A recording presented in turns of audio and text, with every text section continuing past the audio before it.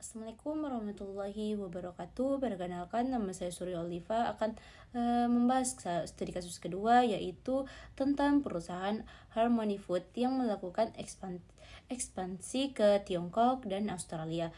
Pertama, saya akan mengidentifikasi dua perbedaan budaya yang cukup signifikan antara Tiongkok dan Australia, yaitu yang pertama adalah individualisme versus kolektivisme. Australia cenderung lebih individualistik, artinya orang yang lebih fokus pada pencapaian pribadi, otonomi dan tanggung jawab individu. Sedangkan Tiongkok lebih kolektivis, yang mereka lebih mementingkan kerjasama tim, loyalitas kelompok dan keputusan bersama.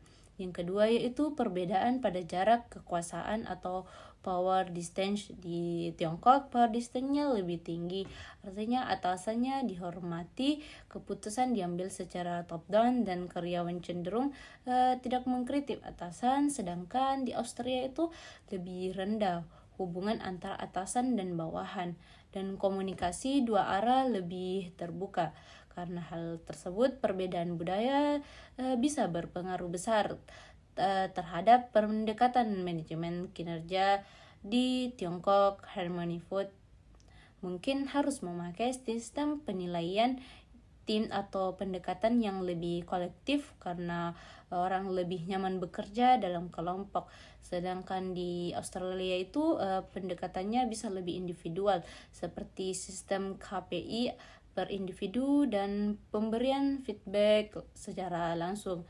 Selanjutnya tuh ke pertanyaan kedua, yaitu soal perbedaan hukum dan sistem ketenaga kerjaan di Tiongkok.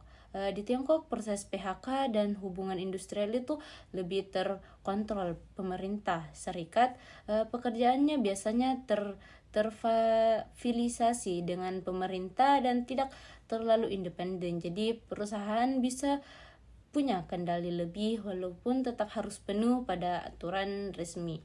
Sebaliknya di Australia tuh hukum ketenaga kerjaannya sangat kuat.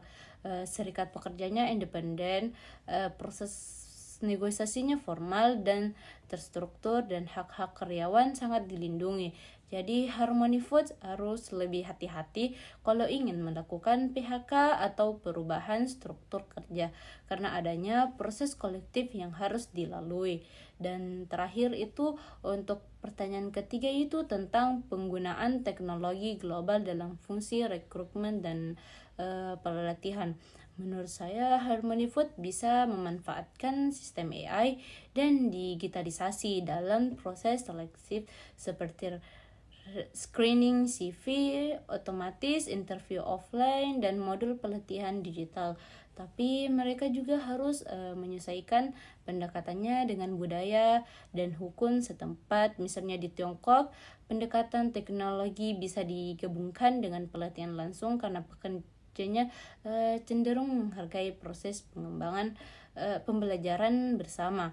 Sedangkan di Australia itu karena lebih terbuka pada teknologi dan self learning, Harmony Food bisa mungkin menggunakan sistem learning berbasis individual, namun mereka tetap harus memenuhi aturan privasi data dan sistem legal yang berlaku. Sekian dari penjelasan dari saya.